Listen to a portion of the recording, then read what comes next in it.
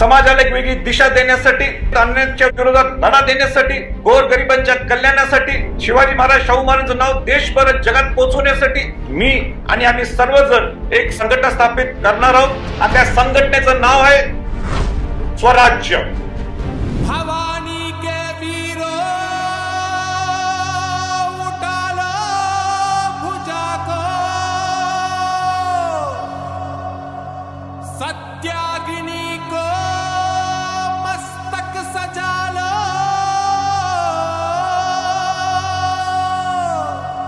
शिवाजी महाराजांनी विस्थापित लोकांना ताकद दिली, शेतकऱ्यांना ताकद दिली आणि ती ताकद परत एकदा या स्वराज्याच्या माध्यमातून आपल्या सर्वांना द्यायची, म्हणून मी आज तुमच्या समोर आलोय।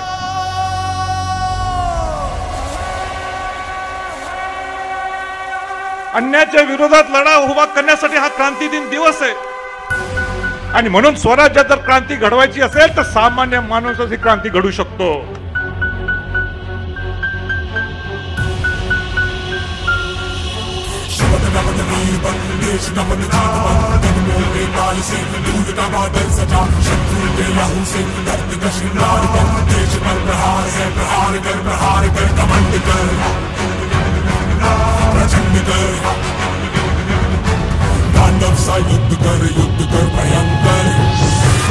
स्वराज्यानुसार तर शंभरांचं एकट्यांचं राहिलेलं नाहीये, सगळ्यांचं स्वराज्य आहे।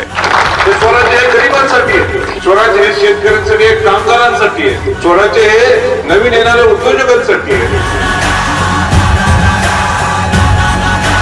परभणीचा नुसतं राजकीय खेळ करून टाकलेला आहे। गावाचा विकास, या तालुक्याचा विकास कुठेही तुम्हाला पाहायला मिळत नाही आणि अशी अवस्था परभणीची असेल तर निश्चितपणाने स्वराज्य हे तुमच्या मदतीला येणार। अविनाशी अविनाश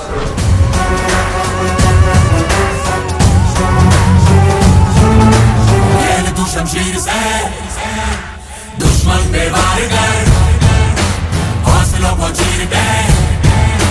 आज धाराशिव मध्ये आम्ही 50 शाखेत उद्घाटन करणार। नाच खेल मौत का, जीत की तुम बना, जीत का गुमान कर, प्रहार कर, प्रहार कर, देश पर प्रहार है। तुमच्या भूमला जर तुम्ही स्टार्टअपच्या साठी इन्फ्रास्ट्रक्चर जर उभा करू शकला तर ह्या लोकांना तिकडे सोलापूरला नोकरीला जायची, लातूरला नोकरीला जायची गरज नाही, पुण्याला जायची गरज नाही, मुंबईला जायची गरज नाहीये।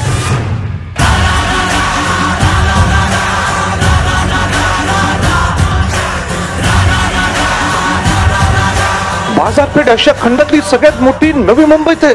आपला बळीराजा सगळं कांदा असेल, बटाटा असेल, तुमचे सगळे वस्तू घेऊन रात्रभर प्रवास करतो आणि इथे येतो, त्याला राहायची जागा नाहीये, तो झोपतो रस्त्यावरच, शौचालय नाही त्याला, तर काय हिमाचल प्रदेश भवन आहे, बिहार भवन आहे, उत्तर प्रदेश भवन आहे, मग शेतकऱ्यांसाठी शेतकरी भवन का नाही?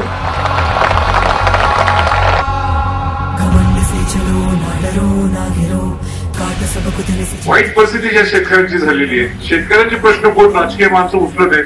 तुम्हाला विकासाची चर्चा कुठे दिसते का?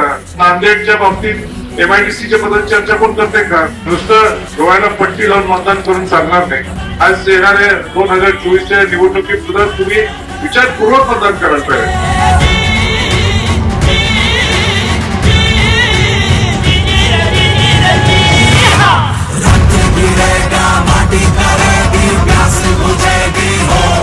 मागच्या वर्षी स्वराज्य संघटनेची घोषणा मी केली। मला आनंद आहे 8 महिन्यात मी एवढे नवीन कार्यकर्ते तयार केले, एवढ्या अनेक स्वराज्याचे अनेक लोकांचा माझ्यावर विश्वास बसला।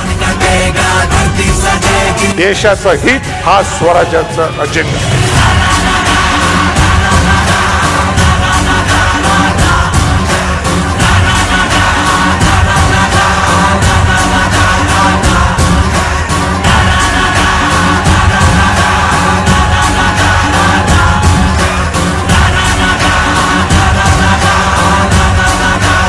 शिवाजी महाराजांचं जे स्वराज्य होतं ते स्वराज्य करण्यासाठी आमचा प्रयत्न असणार आहे आणि म्हणून 2024ला स्वराज्याचे स्वतःचे उमेदवार असणार आहेत।